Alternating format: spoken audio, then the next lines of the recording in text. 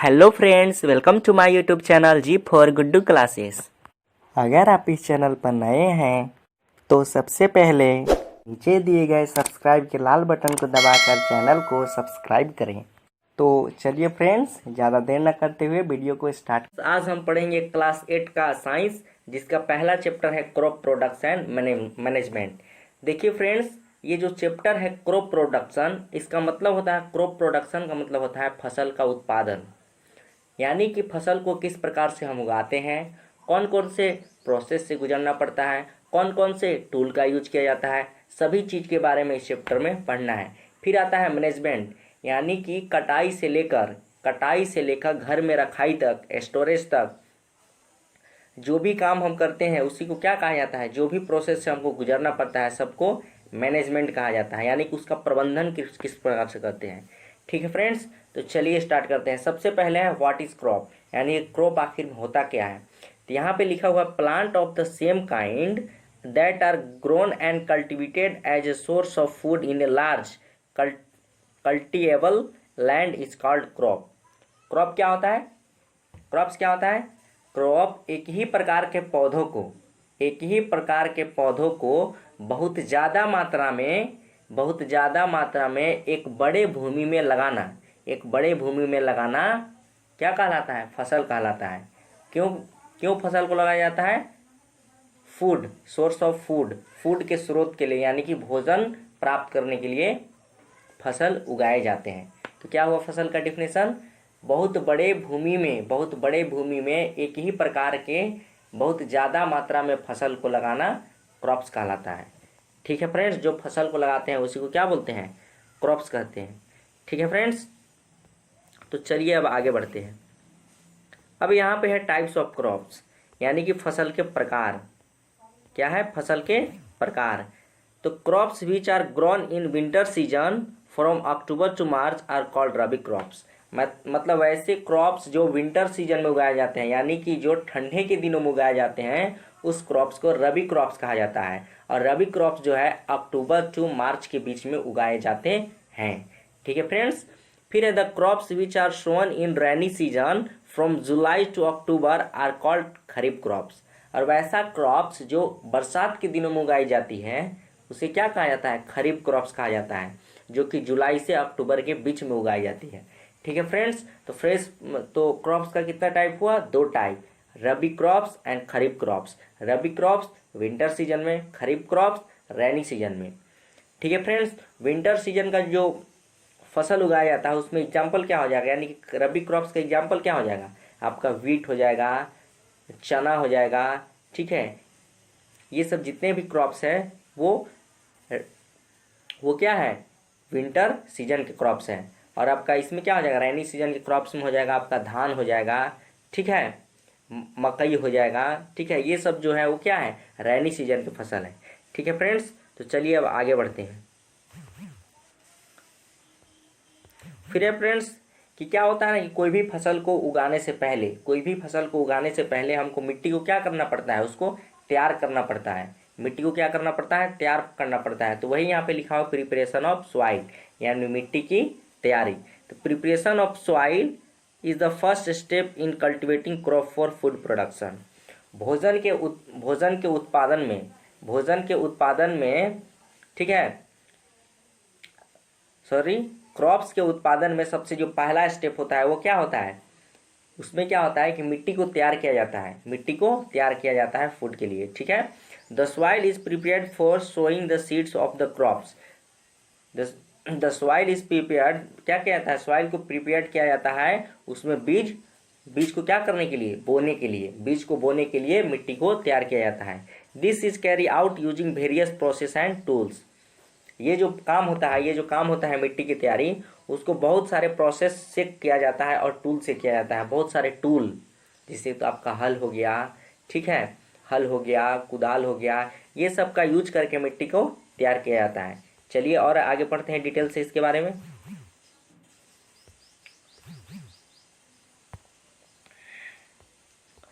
अब friends, tilling और प्लाउजिंग क्या होता है?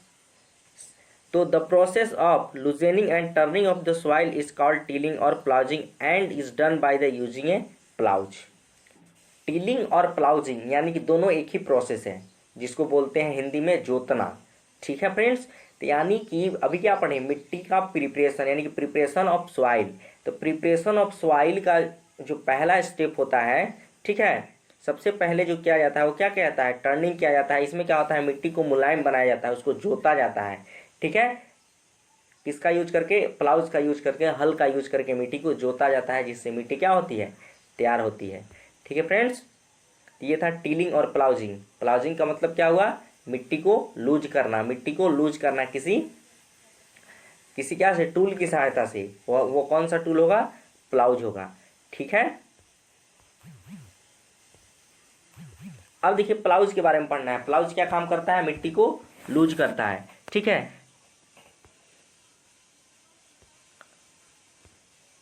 तो friends plough is a device that is used by farmers for different purposes such as adding of fertilisers, tilling, loosening of the soil.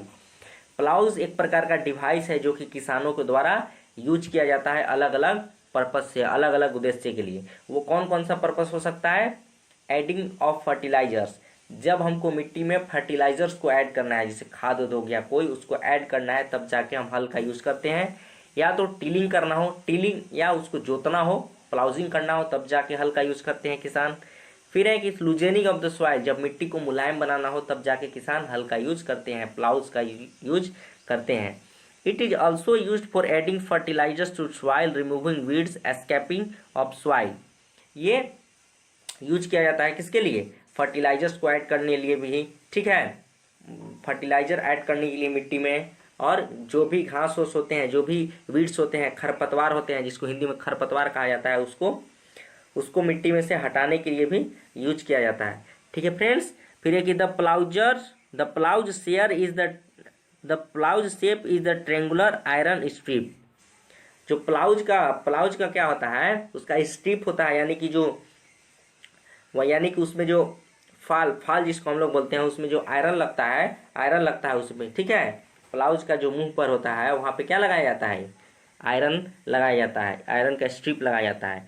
ये plough shaft is main part of the ploughs.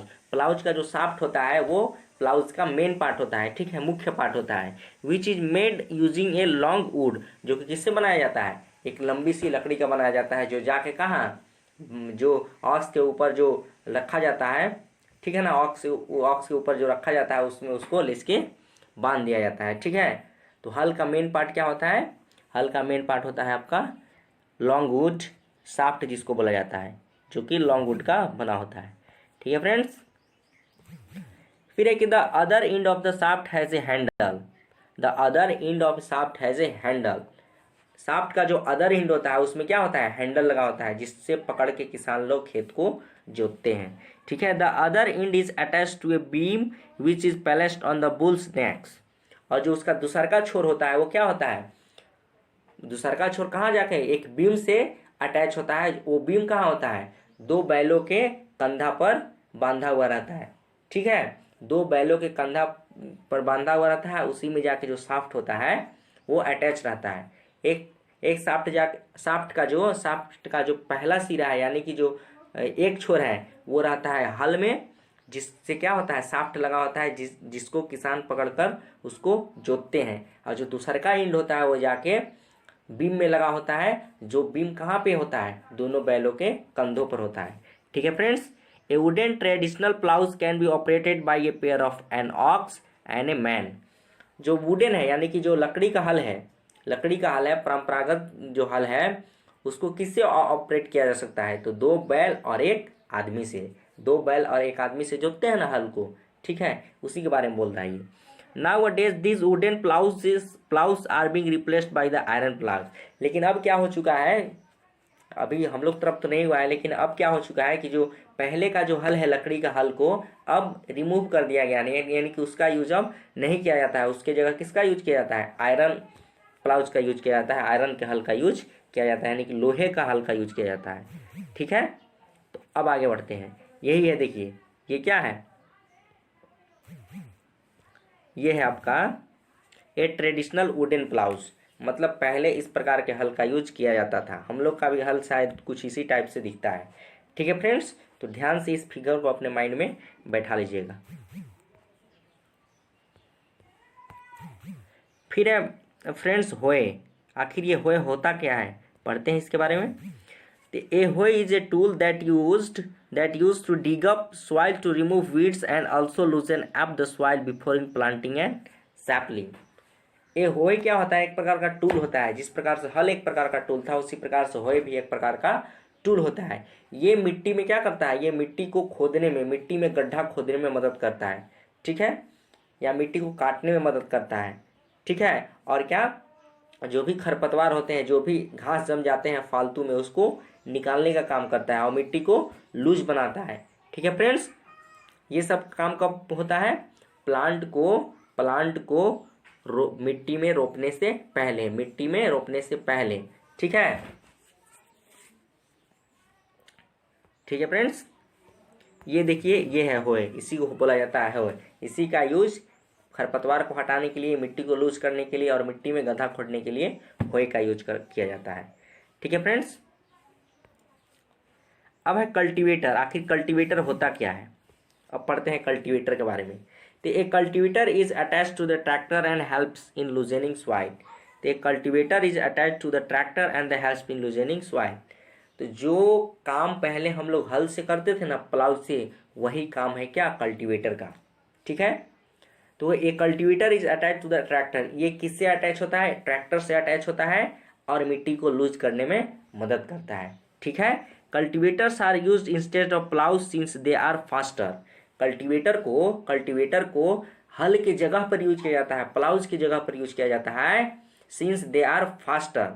क्यों use किया जाता है, चूंकि वो बहुत faster होते हैं, बहुत तेजी से खेत को क्या करते हैं, जोतते हैं, ठीक है फ्रेंड्स। आगे चलते हैं। ये देखिए, यही है क्या, यही है ए मॉडर्न डे कल्टीवेटर, यानी कि आधुनिक कल्टीवेटर है ये, जिसका यूज किया जाता है, ठीक है। और ये इसको कौन चलाता है, इसको ट्रैक्टर द्वारा इसको ऑपरेट किया जाता है, ठीक है फ्रेंड्स।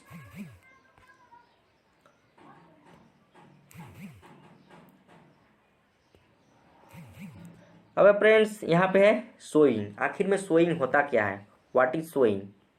तो सोइंग क्या है, एक प्रोसेस है। Sowing the process of planting the seeds in the soil.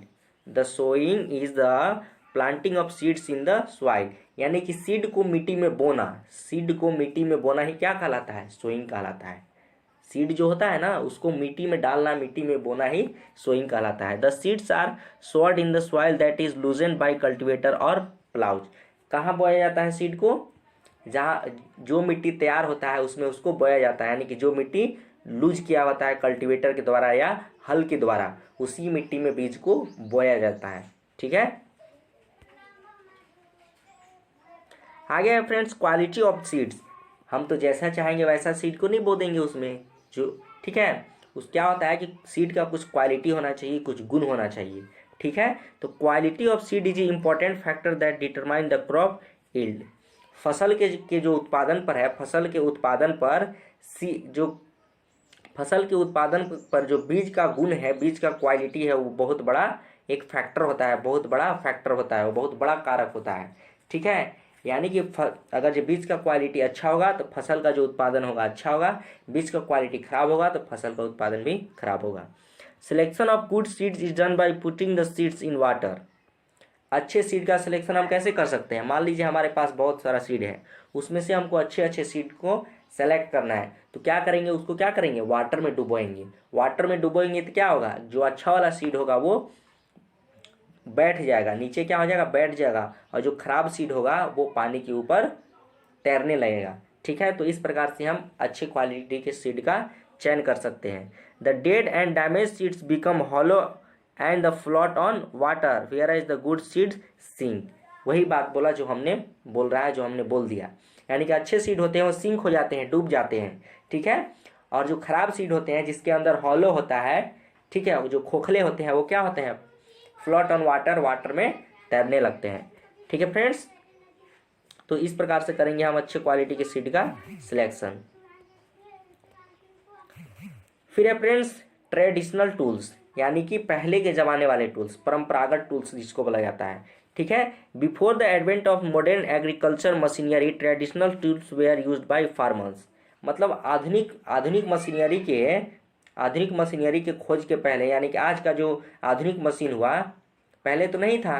तो पहले क्या करते थे किसान, ट्रेडिशनल टूल्स का यूज करते थे, परंपरागत टूल्स का यूज करते थे।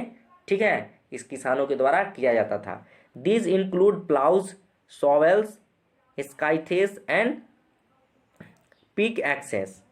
ये सब टूल्स है, ये सब क्या है, टूल्स है जिसको क्या किया जाता था, पहले किसानों के द्वारा यूज किया जाता था। The traditional tool use to sow the seeds was like a funnel. The traditional tool use to sow the seed was like a funnel. जो पहले का एक टूल था जिसका यूज क्या, बीज को बोने में किया जाता था, जो कि किस टाइप का दिखता था, फनेल टाइप का दिखता था, कीप प्रकार का दिखता था। ठीक है, पहले का टूल्स एक टूल था जिसको बीज को बोने में यूज किया जाता था, जो फनेल टाइप के दिखता था। ठीक है friends, once seeds put into this funnel they would go to 2 to 3 tubes having sharp ends। तो once seed puts into this funnel, क्या कहता है, सीड को क्या किया जाता था, उस फनेल में डाल दिया जाता था, पुट कर दिया जाता था। they would go to 2 to 3 tubes, वो क्या होते थे, 2 से 3 ट्यूब उसमें होते थे, हैविंग शार्प एंड्स। ठीक है, उसके एंड्स में क्या होता था, शार्प होते थे, और मिट्टी के अंदर वो घुस जाता था, जिससे सीड उसके अंदर चला जाता था। The ends will pierce into the soil and place the seed there. वो क्या होते थे, एंड्स जो थे, एंड्स उसके जो एंड्स थे, इसका एंड्स जो टूल था जिसको बीज को बोने में मदद करता था, वो अंदर उसका जो नुकीला पॉइंट था मिट्टी के अंदर जाता था और सीड को अंदर में उसको रख देता था। ठीक है फ्रेंड्स, आगे चलते हैं।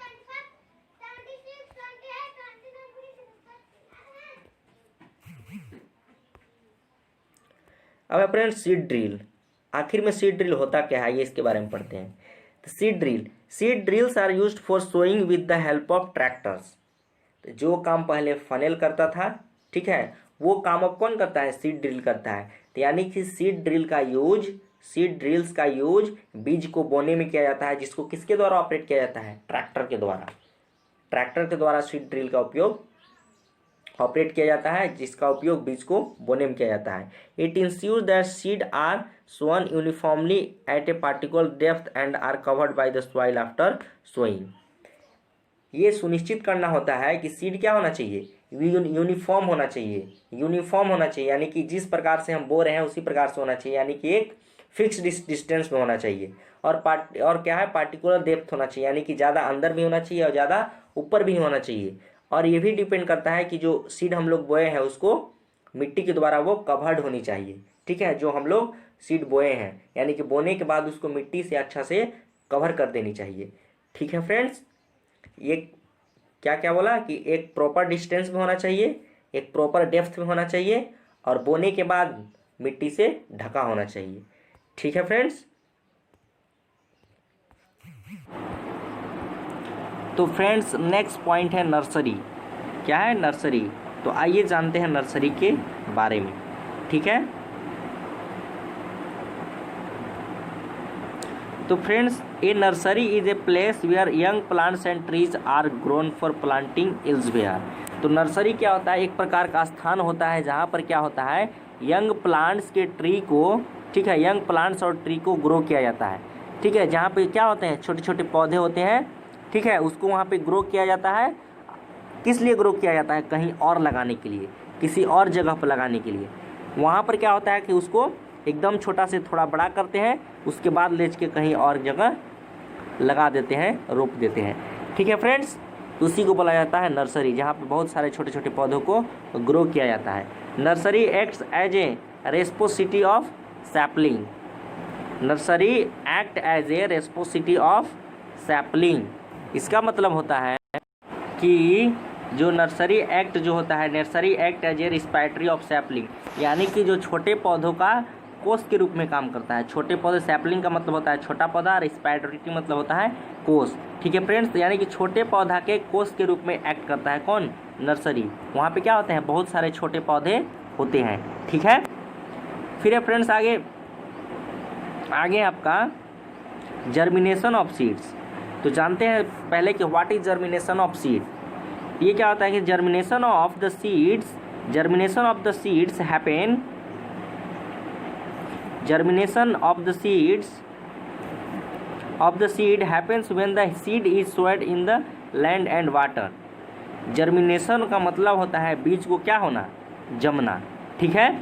तो उसका जर्मिनेशन कब होगा, जब बीज को जहाँ पर बोए हैं वहाँ पर क्या होना चाहिए, लैंड जो होता है वो in the land and water, ठीक है। जब उसको क्या कहता है, उसको भूमि में रोपा जाता है और उसको जब पानी देते हैं, वाटर देते हैं, तब जाके क्या होता है, जर्मिनेशन होता है, ठीक है। वो अंकुरन होता है उसका, जिसको अंकुरन बोलते हैं, ठीक है फ्रेंड्स, अंकुरता है। तो germination of the seeds happen when the seed is सोड इन लैंड एंड वाटर, जब उसको ज़मीन में बोया जाता है, उसको पानी दिया जाता है, तब जाके उसका जर्मिनेशन होता है, ठीक है friends. The plants start to emerge from the seed and start to grow. जो प्लांट होता है स्टार्ट होता है क्या होना, इमर्ज होना स्टार्ट होता है सीड से, यानी कि बीज से धीरे धीरे प्लांट निकलता है और धीरे धीरे बढ़ने लगता है, ठीक है। आगे बढ़ते हैं फ्रेंड्स। अब है एडिंग मैन्यूर एंड फर्टिलाइजर्स, यानी कि मैन्यूर को ऐड करने अब जानेंगे किस प्रकार से ऐड होता है, मैन्यूर क्या होता है, फर्टिलाइजर्स क्या होता है, ठीक है फ्रेंड्स। तो चलिए पढ़ते हैं। The manures and fertilisers, manure and fertilisers are the substances that are added to the soil to increase their fertility. Manure and fertilisers क्या होता है, एक प्रकार का पदार्थ होता है जिसका यूज मिट्टी के उर्वरा शक्ति को बढ़ाने में किया जाता है। मैन्यूर एंड फर्टिलाइजर्स एक प्रकार का पदार्थ होता है जिसका प्रयोग मिट्टी के उर्वरा शक्ति को बढ़ाने में किया जाता है। यानी कि फर्टिलिटी का मतलब क्या हुआ कि उसमें पैदावार को उसका बढ़ाना है, मिट्टी के पैदावार को बढ़ाने के लिए यूज किया जाता है, ठीक है friends. While manures are made by the decomposition of organic substances, fertilisers is made of inorganic chemicals. जबकि क्या होता है कि मैन्यूर जो होता है वो सड़े गले, मेड बाय डिकम्पोजिशन, यानी कि डिकम्पोजिशन प्रोसेस द्वारा इसको बनाया जाता है। किसके, कार्बनिक पदार्थों, यानी कि कार्बनिक सब्सटेंस के द्वारा इसको, यानी कार्बनिक सब्सटेंस को सड़ाकर गलाकर क्या बनाया जाता है, मैन्यूर्स बनाया जाता है। लेकिन जो फर्टिलाइजर्स होते हैं वो इनऑर्गेनिक मटेरियल्स के बने होते हैं, अकार्बनिक पदार्थ के बने होते हैं, ठीक है फ्रेंड्स। जो मैन्यूर होता है वो कार्बनिक पदार्थ के बने होते हैं और जो फर्टिलाइजर होते हैं वो अकार्बनिक पदार्थ के बने होते हैं, ठीक है। और कार्बनिक पदार्थ को सड़ा गलाकर डिकम्पोज करके मैन्यूर बनाया जाता है, ठीक है फ्रेंड्स। तो अब आगे बढ़ते हैं। अब दोनों में डिफरेंस दिया हुआ है, क्यों दोनों में difference between manure and fertilisers, दोनों में डिफरेंस क्या है। यहाँ पर आप अच्छे तरह से समझ जाएंगे कि मैन्यूर क्या होता है, फर्टिलाइजर्स क्या होता है, ठीक है फ्रेंड्स। तो यहाँ पे दिया हुआ है fertiliser is an inorganic salt, fertiliser is a inorganic salt, fertiliser क्या है, एक अकार्बनिक साल्ट है, लवण है, ठीक है। Manure is a prepared from the organic matter such as human waste, cow dung and the farm waste, ठीक है। अब मैन्यूर क्या है, मैन्यूर कार्बनिक पदार्थ द्वारा इसको क्या किया जाता है, तैयार किया जाता है। जैसे में हो गया ह्यूमन का जो वेस्ट हो गया, ठीक है, ह्यूमन वेस्ट, ह्यूमन जो भी वेस्ट करता है ना, जो भी वेस्ट फेंकता है कूड़ा कचरा, उससे बनता है। गाय के गोबर से बनता है और फार्म वेस्ट, ठीक है, जो भी फार्म से वेस्ट निकलता है वो सबसे क्या बनता है, मैन्यूर बनता है। फिर fertilisers are manufactured in the factory, fertilisers को कहाँ पे बनाया जाता है, फैक्ट्री में बनाया जाता है उसको, ठीक है, कोई कंपनी में बनाया जाता है, कोई उद्योग में बनाया जाता है इसको। Manures can be prepared in farms, manures को कहाँ बनाया जाता है, फार्म्स में बनाया जाता है, ठीक है फ्रेंड्स। इसको कहाँ बनाया जाता है, फार्म्स में बनाया जाता है। Fertilisers are added in comparatively smaller quantity, fertilisers को मिट्टी में क्या कम मात्रा में दिया जाता है, ज़्यादा मात्रा में देंगे तो मिट्टी का नुकसान हो जाएगा, इसलिए इसको कम भर देना होता है, ज़्यादा नहीं। The manures need to be added in large quantity as the nutrients content is less। लेकिन जो मैन्यूर को क्या कहता है, ज़्यादा मात्रा में देना पड़ता है। मैन्यूर को ज़्यादा मात्रा में देने की आवश्यकता होती है, क्योंकि इसमें क्या होता है, न्यूट्रिएंट का जो पार्ट होता है वो कम मात्रा में पाया जाता है, न्यूट्रिएंट्स उसमें कम मात्रा में पाए जाते हैं, इसीलिए उसको ज़्यादा मात्रा में देना पड़ता है, ठीक है फ्रेंड्स। आगे बढ़ते हैं। Fertilisers don't provide any humus to the soil, fertilisers जो होता है कोई भी ह्यूमस मिट्टी को प्रदान नहीं करता है, कोई भी ह्यूमस मिट्टी को प्रदान नहीं करता है। Manure provides a lot of humus to soil, लेकिन मिट्टी जो होते हैं बहुत सारे क्या करते हैं, मिट्टी नहीं, मैन्यूर्स जो होते हैं बहुत सारे सॉइल को ह्यूमस प्रदान करते हैं। ह्यूमस क्या होता है? तो ह्यूमस वो होता है, आप देखे होंगे ह्यूमस शायद, कि जो अथी होता है ना, क्या बोलते हैं उसको, वर्म, अर्थवर्म, उससे निकलता है क्या चीज़, उसके शरीर से निकलता है, उसी को क्या बोलते हैं, गोल गोल निकलता है ना, उसी को बोलते हैं ह्यूमस। ठीक है, तो फर्टिलाइजर्स ह्यूमस नहीं देता है, लेकिन मैन्यूर्स बहुत सारा ह्यूमन क्या देता है, ह्यूमस देता है। ठीक है फ्रेंड्स, आगे बढ़ते हैं।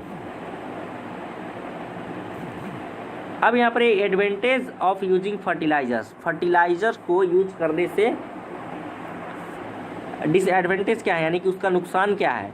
डिसएडवांटेज यानी कि नुकसान क्या है फर्टिलाइजर्स को यूज करने से। तो excessive use of fertilisers can cause pollution. अगर हम ज़्यादा यूज करते हैं फर्टिलाइजर्स का तो उससे क्या होगा, प्रदूषण का कारक बनेगा वो। ठीक है, प्रदूषण होता है ज़्यादा मात्रा में यूज करने से। It can also change pH of the soil in certain rare cases. ये क्या कुछ रेयर केस में क्या करता है कि ये मिट्टी का पीएच वैल्यू को चेंज कर जाता है। ठीक है, मिट्टी के पीएच वैल्यू को चेंज कर देता है ये। ठीक है, जिससे कि मिट्टी क्या खराब हो सकती है।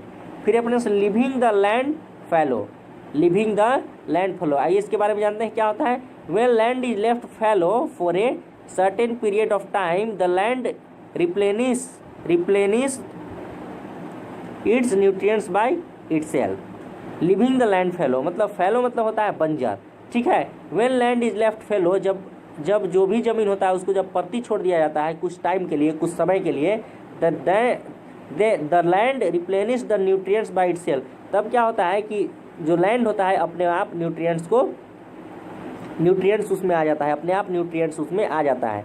ठीक है, लेकिन बार बार जब उसमें हम कोई ना कोई फसल लगाते रहते हैं तो उसका न्यूट्रिएंट्स घट जाता है। लेकिन कुछ दिन के लिए अगर जो उसको हम छोड़ देते हैं, उसमें कुछ ना लगाएं, बंजर छोड़ दें, तो उसमें क्या होता है, जो भी न्यूट्रिएंट्स होते हैं वो वापस आ जाते हैं, फिर से दोबारा हो जाता है। This land can be use for agriculture again. ठीक है, अब इस भूमि को हम अगली बार फिर से एग्रीकल्चर के लिए यूज कर सकते हैं। क्यों? क्योंकि उसमें न्यूट्रिएंट्स आ जाता है। ठीक है फ्रेंड्स, आगे बढ़ते हैं। अब है आप crop rotation. What is crop rotation? Crop rotation होता क्या है? तो crop rotation ensure that the same crop will not grow continuously and lead to the erosion of the soil fertility. ये क्या होता है कि क्रॉप रोटेशन ये सुनिश्चित करता है कि एक ही प्रकार के फसल को हम ज़मीन में नहीं लगा सकते हैं, खेत में नहीं ग्रो करेगा कंटिन्यूअसली, लगातार बार बार एक ही फसल को जब हम लगाएंगे तो मिट्टी का जो फर्टिलिटी है वो क्या हो जाएगा, इरोस हो जाएगा, धीरे धीरे ख़त्म होते जाएगा। ठीक है फ्रेंड्स, तो एक ही प्रकार के फसल न लगाकर हम जब अलग अलग फसल लगाते हैं, अलग अलग क्रॉप्स को लगाते हैं एक ही खेत में, तो उसी को बोला जाता है क्रॉप रोटेशन। ठीक है फ्रेंड्स, तो क्रॉप रोटेशन का मतलब हुआ एक ही प्रकार के क्रॉप को न लगाकर अलग अलग क्रॉप को लगाते हैं एक ही खेत में, उसी को क्या कहा जाता है क्रॉप रोटेशन कहा जाता है। By growing crops that require different sets of nutrients we can ensure the soil fertility is restored.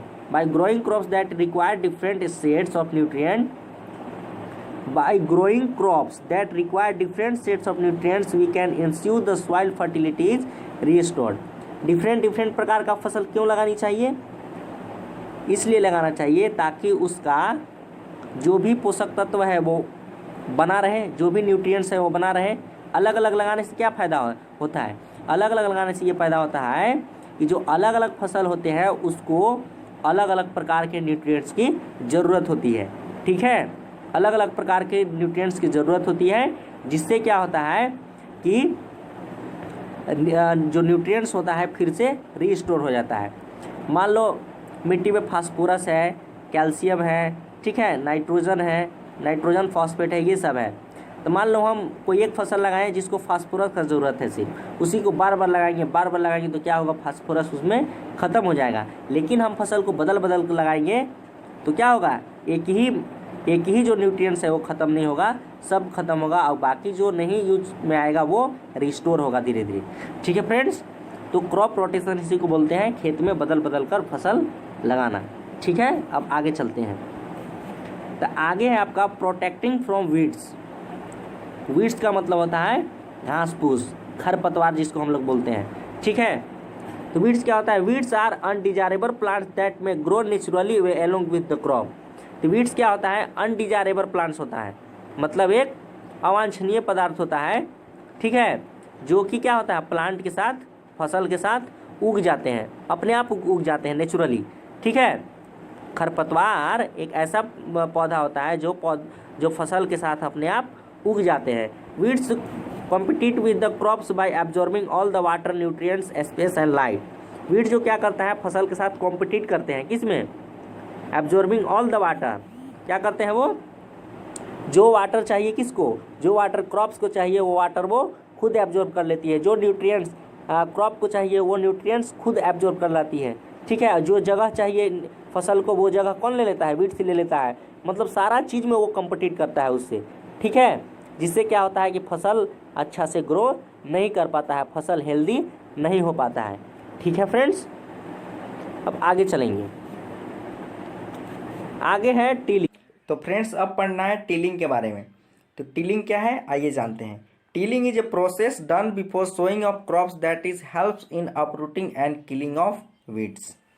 इसका मतलब क्या होता है कि टिलिंग एक प्रकार का प्रोसेस होता है जिसमें क्या होता है कि बीज को बोने से पहले, फसल को लगाने से पहले, ठीक है, ये क्या करता है, ये क्या करता है, वीड्स को हटाने में मदद करता है। वीड्स को कबाड़ के, जिसे वीड्स लग गया है उसको वीड्स को कबाड़ के फेंकते हैं, ठीक है। इस प्रोसेस में वीड्स को कबाड़ के फेंकते हैं, ठीक है, मतलब जो अनवांटेड पौधा होता है और उसको किल करते हैं, ठीक है, उसको मारते हैं, ठीक है, बीज को बोने से पहले। तो इसी प्रोसेस को बोला जाता है टिलिंग।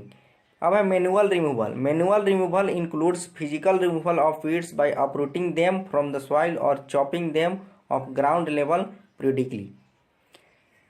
मैनुअल रिमूवल का मतलब होता है कि अपने हाथों से वीड्स को रिमूव करना। एक जो वीड्स होता है उसको मशीन के द्वारा हटाया जाता है, और जो एक तरीका होता है वो एक होता है हाथ से हटाया जाता है। तो जो हाथ से हटाया जाता है यानी कि जो अपने शरीर से हटाया जाता है उसको बोलते हैं मैनुअल रिमूवल। तो manual removal includes physical removal, मतलब मैनुअल रिमूवल शरीर से जो वीड्स को हटाते हैं अपने शारीरिक क्षमता से, उसको बोला जाता है मैनुअल रिमूवल, ठीक है।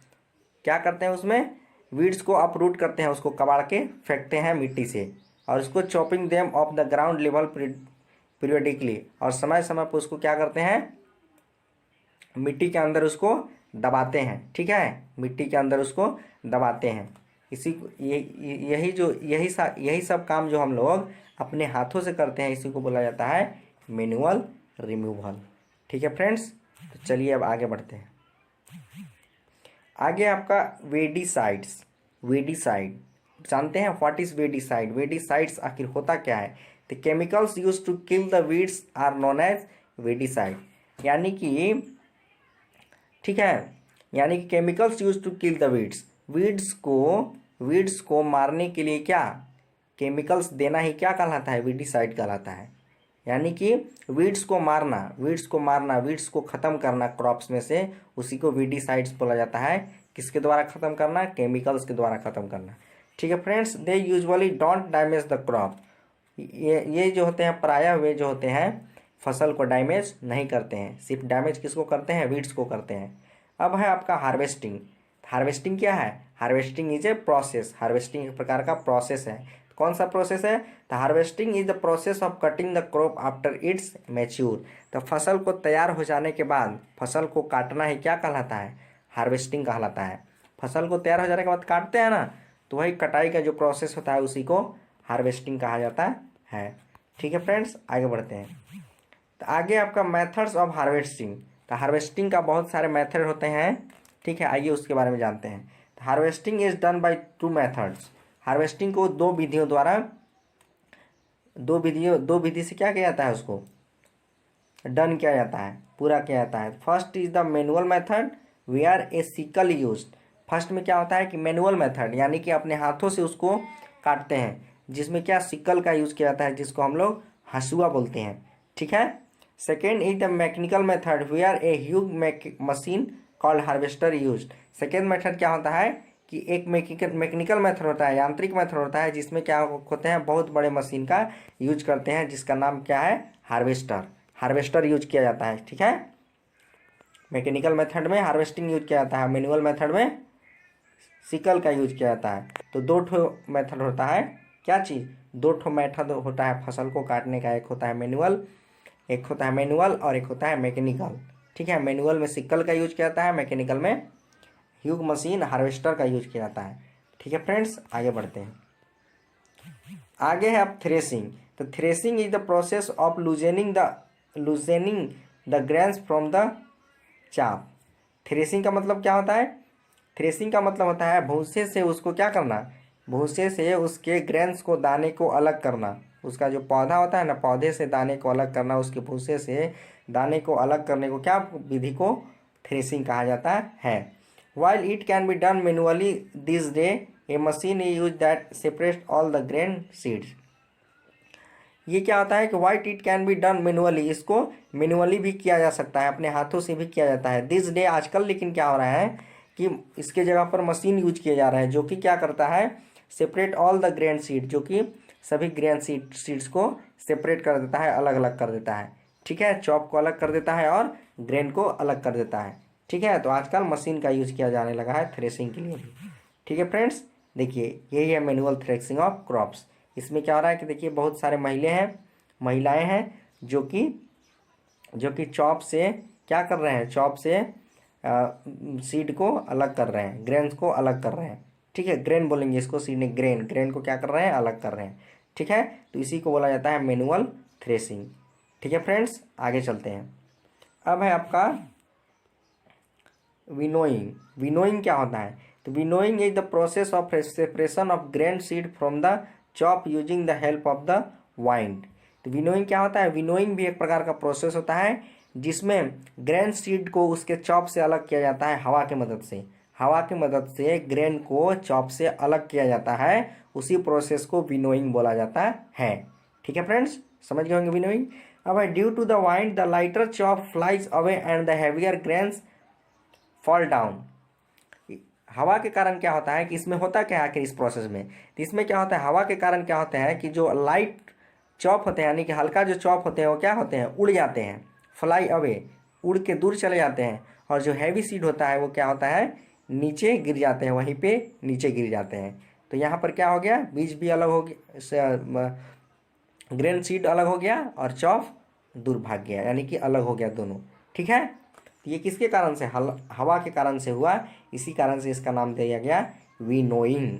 तो विनोइंग क्या है, एक प्रकार का प्रोसेस है जिसमें सीड को, ग्रेन को, दाना को अलग किया जाता है चॉप से। ठीक है फ्रेंड्स, आगे चलते हैं। यही देखिए, यही विनोइंग ऑफ राइस, राइस को विनोइंग किया जा रहा है, इसको क्या बोलते हैं, फटकना। भूसी को अलग किया जा रहा है ग्रेन से। ठीक है, आप देखे होंगे अपने मम्मी को ऐसा करते हुए घर में। ठीक है, आगे चलते हैं। अब है स्टोरेज। सब काम हो गया, फसल भी कट गया, फसल तैयार भी हो गया। ठीक है, नहीं, फसल को पहले मिट्टी तैयार किए, मिट्टी तैयार करने वाला प्रोसेस पढ़े, प्लाउजिंग। फिर क्या पढ़े, फिर पढ़े सोइंग, पढ़े बीज को बोने वाला प्रोसेस। फिर क्या पढ़े, सोइंग के बाद पढ़े, सोइंग के बाद कौन सा प्रोसेस आएगा, ठीक है, सोइंग के बाद आएगा फसल तैयार होगा, इसके बाद उसको क्या करेंगे, काटेंगे, हार्वेस्टिंग पढ़े। अब हार्वेस्टिंग के बाद थ्रेसिंग पढ़े, अब थ्रेसिंग के बाद क्या पढ़ेंगे, स्टोरेज। थ्रेसिंग कर लिए तब उसको स्टोरेज करना होगा, घर में रखना होगा। तो storage of the grains is an important step in agriculture. तो स्टोरेज क्या है, कृषि में एक महत्वपूर्ण स्टेप है दाने को स्टोर करने के लिए। ठीक है, दाने को रखने के लिए स्टोरेज ऑफ ग्रेन, दाने की रखाई एक एग्रीकल्चर में बहुत ही महत्वपूर्ण स्टेप है। ठीक है, after harvesting step the ready grains are stored in granaries और साइलोज। ठीक है, मतलब क्या होता है कि आफ्टर हार्वेस्टिंग स्टेप्स, मतलब हार्वेस्टिंग स्टेप के बाद ग्रेन क्या होता है, grains are ready, the ready grains मतलब जो तैयार ग्रेन्स होते हैं, जो तैयार दाना होते हैं, उसको गैनरेज और साइलोज में स्टोर किया जाता है। ठीक है, गैनरेज और साइलोज उसको बोला जाता है जिसमें दाना वाना को रखा जाता है। ठीक है, तो उसमें उसको स्टोर किए जाते हैं। The grains have to store in dry place that does not have rodent और फंगल इन्फेस्टेशन। मतलब क्या होता है कि the grains have to store, कहाँ पर स्टोर किया जाता है इसको, सूखा स्थान पर, जहाँ पे सूखा स्थान हो।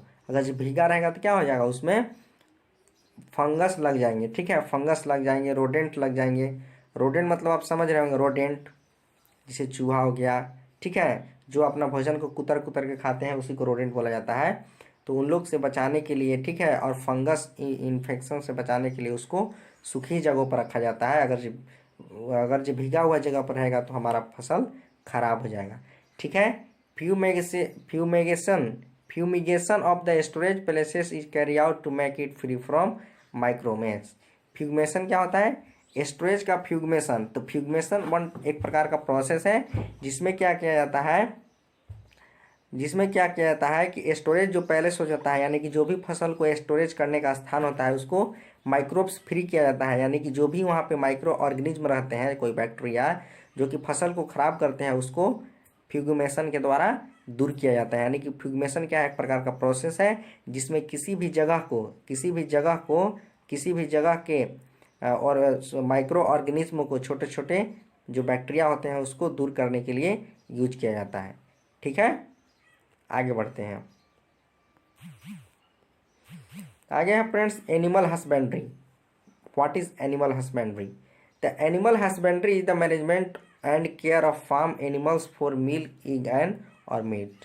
The animal husbandry is the management. Animal husbandry एक प्रकार का प्रबंधन है, मैनेजमेंट है, और care of farm animals. Farm में जो भी एनिमल्स रहते हैं, जो भी एनिमल्स को हम लोग पालते हैं, रखते हैं, उसी को देखभाल करना एनिमल हस्बेंड्री कहलाता है।